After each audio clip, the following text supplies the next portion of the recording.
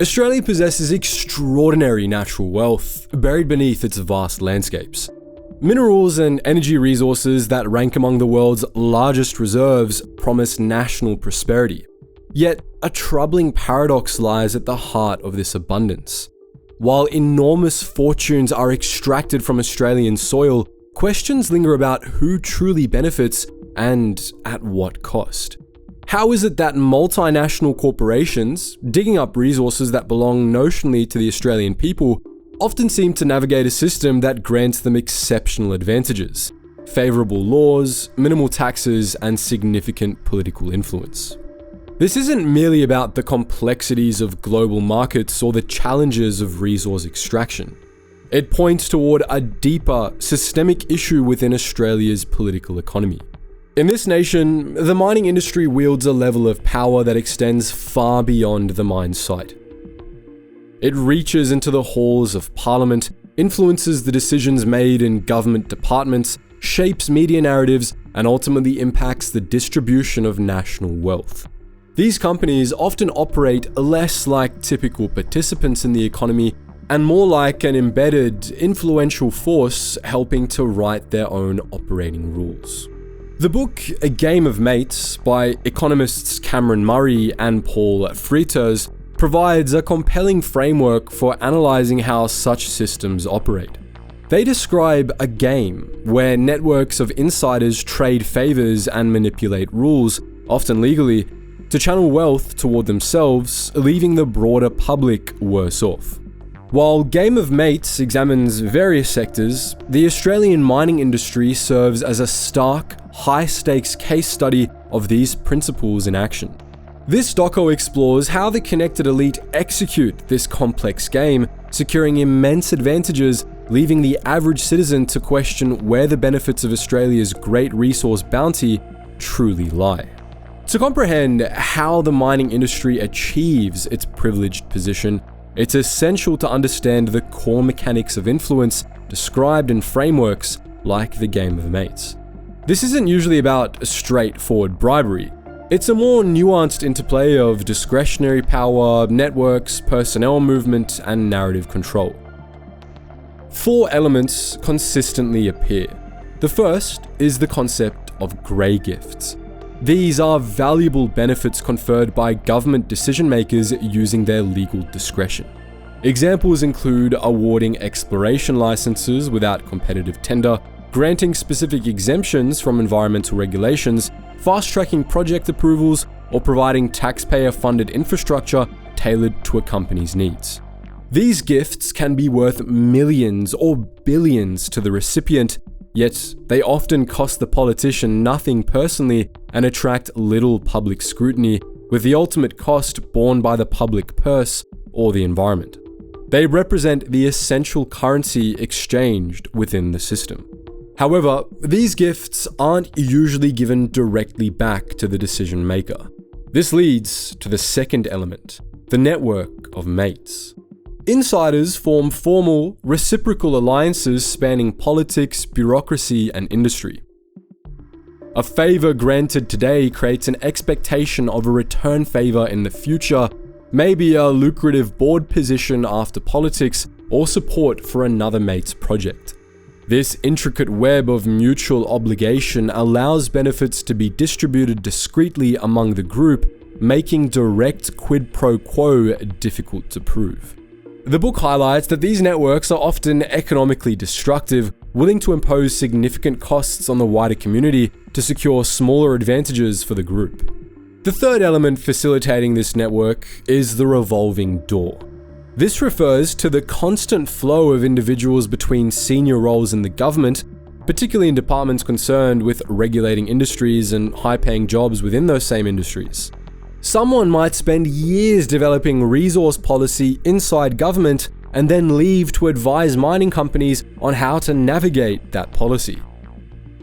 Conversely, former industry executives often take up senior positions in government departments or regulatory agencies. This constant movement embeds industry perspectives within government, creates conflicts of interest, and ensures that personal relationships underpin professional interactions, strengthening the mates network. Finally, To maintain public acceptance, the entire operation requires a cloak of myths. Plausible narratives are needed to justify the preferential treatment. These myths are developed and disseminated by industry lobby groups, public relations firms, supportive media outlets, and sometimes industry-funded think tanks. Common myths involve exaggerating the industry's economic importance, framing essential regulations as job-killing red tape, or invoking the threat of sovereign risk to deter tax reforms. These narratives shape public opinion and political discourse, creating an environment where policies favoring the mates can be presented as being in the national interest. The path to mining profits starts with accessing the resources themselves, minerals belonging to the Australian public.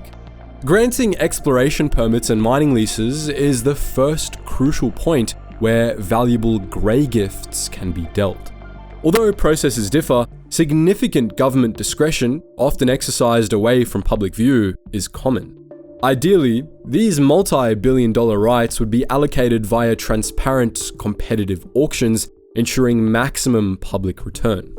However, licenses in Australia are frequently granted based on departmental assessments and ministerial approval, a discretionary system ripe for favoritism. Companies with strong political ties or lobbying power may gain advantages like faster processing or less stringent conditions, while the public remains unsure if the best deal was secured. The potential for this discretionary power to be abused, moving beyond subtle influence into outright corruption, was starkly illustrated by investigations conducted by the New South Wales Independent Commission Against Corruption concerning coal exploration licence allocations under former State Minister Ian MacDonald. These inquiries uncovered alleged instances where the ministerial discretion used in granting valuable licenses was manipulated to directly benefit political allies and associates, including figures like Eddie Obeid. The findings painted a picture of favoritism and insider dealing, where access to potentially billion-dollar public resources was effectively treated as a gift to be handed out to mates, generating enormous windfall profits for a select few connected individuals. This preference for discretion over market-based allocation is evident in the industry's resistance to reforms aimed at increasing transparency and competition. For example, when Queensland attempted to introduce a system of competitive cash bidding for certain exploration permits, it faced significant opposition from the resources sector. Arguments were raised about complexity, potential impacts on smaller explorers, and the usual spectre of sovereign risk, which we'll talk about further later in the video. Ultimately, the system was implemented but subsequently weakened with concessions such as discounts on promised expenditure requirements during market downturns. Securing the license is only the beginning though. Mining requires a vast infrastructure and operational support, often significantly funded by the taxpayer through further grey gifts. Governments frequently spend billions on railways, ports, roads, and utilities, primarily benefiting specific mining projects, justifying it as regional development, despite the main beneficiary being a private corporation. Ongoing subsidies also provide major benefits. The fuel tax credit scheme, for instance, refunds billions annually to miners for off-road fuel use, a massive concession justified by arguments that ignore fuel tax's role in funding general services the industry uses. Perhaps the largest, yet least visible grey gift involves the failure to adequately secure funds for mine closure and rehabilitation. Mining inevitably leaves behind significant environmental disturbance. Properly rehabilitating these sites to make them safe, stable, and non-polluting can cost hundreds of millions, sometimes billions, for a single large mine. In theory, mining companies are required to lodge financial bonds or guarantees with the government before they start operating. These bonds are meant to act as insurance, ensuring funds are available for cleanup even if the company later becomes unwilling or unable to do the work itself. However, the system for calculating and holding these bonds is often deeply flawed, creating a massive hidden subsidy for the industry. A critical weakness is that companies are frequently allowed to self-assess the estimated cost of their future rehabilitation obligations. This creates an obvious conflict of interest. The company has a powerful incentive to lowball the estimate to minimize the amount of capital tied up in the bond. Governments, sometimes keen to appear pro-business or lacking the resources for rigorous independent assessment, may accept these inadequate estimates. This leads to a situation of chronic underfunding, where the bonds held by the state often represent only a small fraction of the true eventual cleanup cost. The closure of the Hazelwood coal mine in Victoria is a real-world example of this. The owner, Engie, had lodged bonds based on an estimated rehabilitation cost of just $73 million.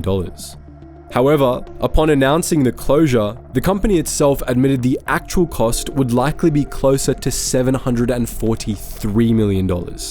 This $670 million shortfall represents a potential liability that could fall directly onto Victorian taxpayers if the company fails to meet its obligations. Hazelwood isn't an isolated incident. Experts and government auditors consistently warn that this problem is widespread across Australia. Nationwide, the total unfunded liability for rehabilitating current and historical mine sites is conservatively estimated to run into the tens of billions of dollars. This inadequacy is further exploited by the cynical practice of phoenixing. This involves a company, often when a mine nears closure and faces huge cleanup bills, transferring the mine assets and its associated environmental liabilities to a new, separate entity.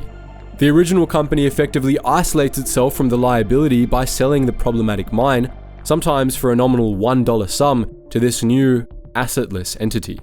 When the cleanup bill falls due, the under-resourced entity simply collapses into insolvency, leaving no one financially responsible.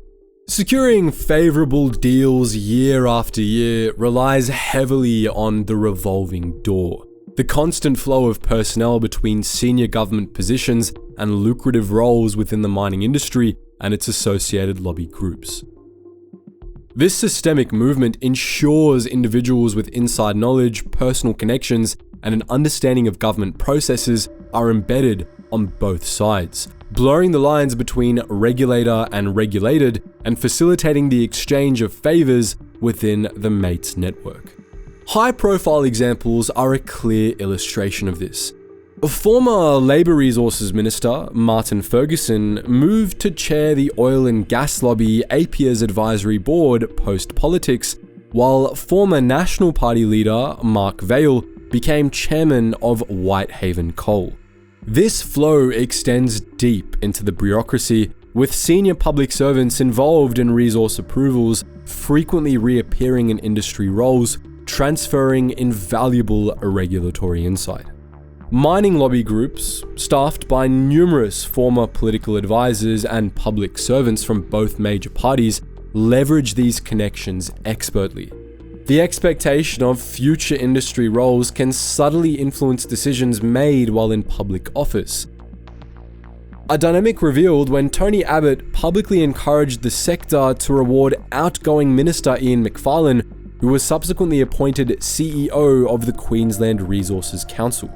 This constant churn fosters a shared culture that undermines regulatory independence and ensures the mining industry's interests remain paramount within the halls of power.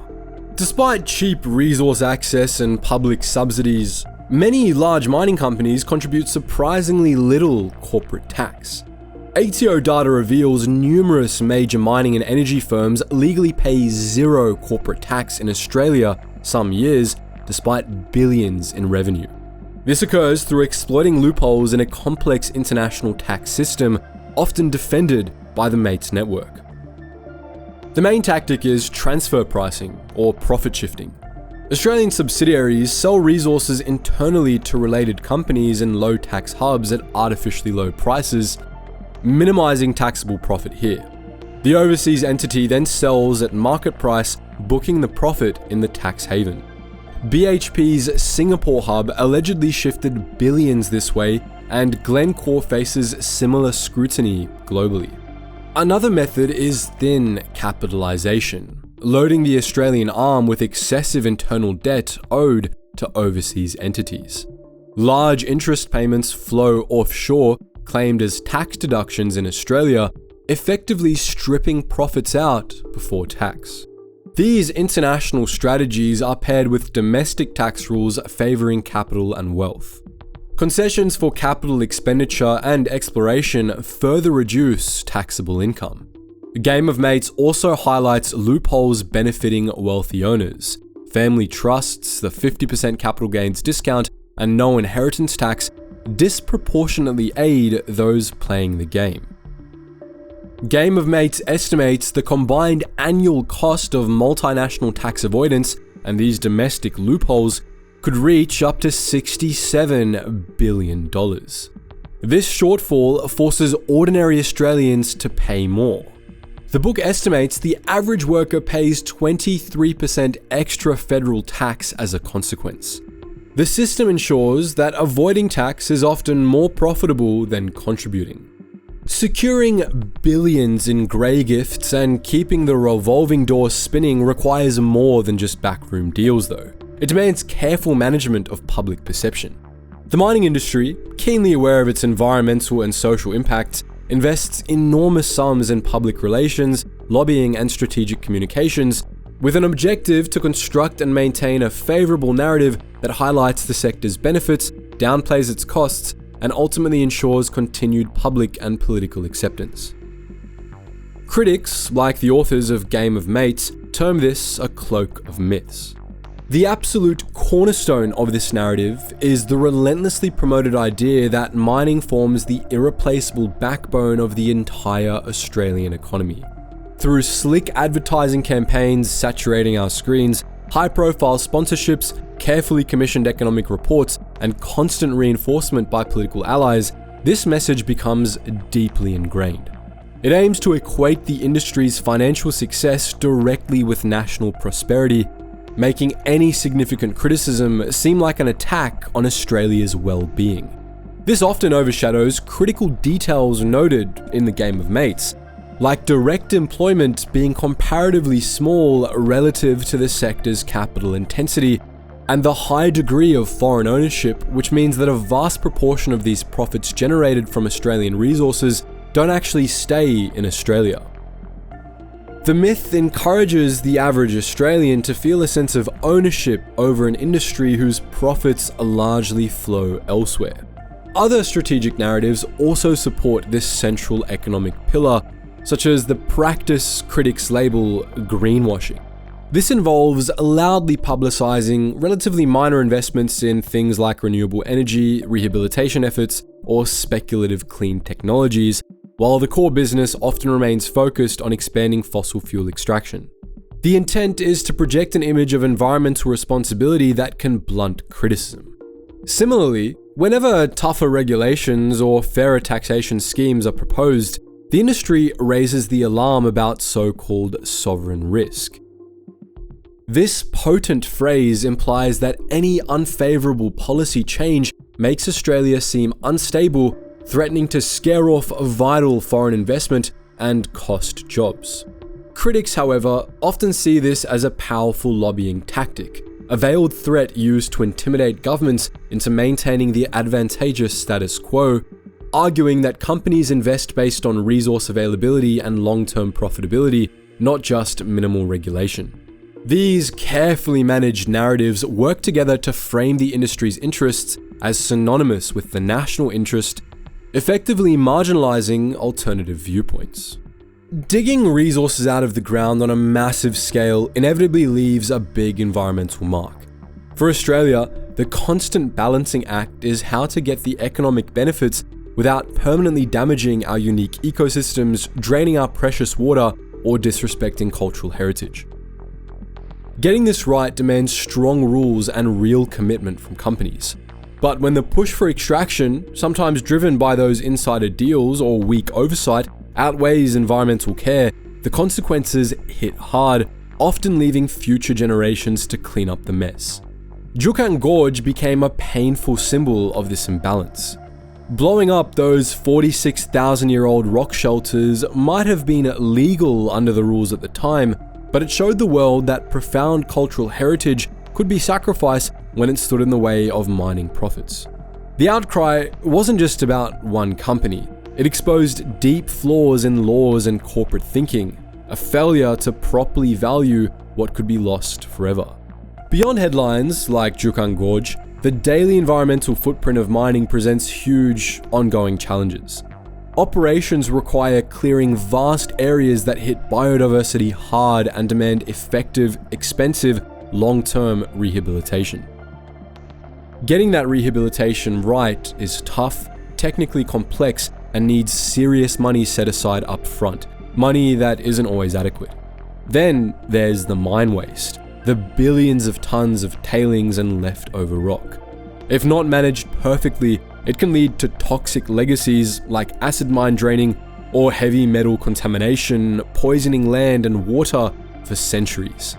Mining is also incredibly thirsty. It's a massive water consumer, putting immense pressure on rivers and groundwater, especially in dry Australia.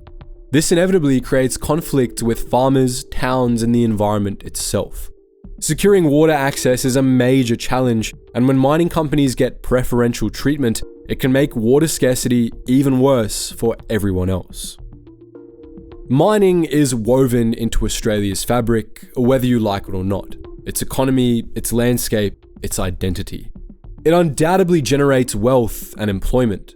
But the way it operates, deeply intertwined with political power through the mechanisms of the game of mates, has come at a significant cost. A cost measured in lost public revenue, environmental degradation, weakened democracy, and ultimately a diminished standard of living for the average Australian compared to what our resource wealth should provide. The system, as it stands, seems designed to ensure the benefits flow disproportionately to insiders, leaving regular Aussies to carry the burden. The game thrives on complexity, opacity, and the sense that challenging it is futile. Yet, if other nations can manage their resource endowments more effectively for the collective good, like Norway and their impressive sovereign wealth fund, then Australia can too. But what do you think? Considering the deep connections between mining, politics, and the regulatory system in Australia, is genuine reform possible, or is the game of mates too entrenched to be dismantled? Have you personally seen examples in your own community or state where mining interests seem to receive preferential treatment over local concerns, environmental protection, or fair taxation? Let us know your thoughts in the comments section below, and if you found this video interesting, make sure you check out the book we've been mentioning in this script, Game of Mates, and support their authors. Anyways guys, thank you so much for watching, and as always, stay curious.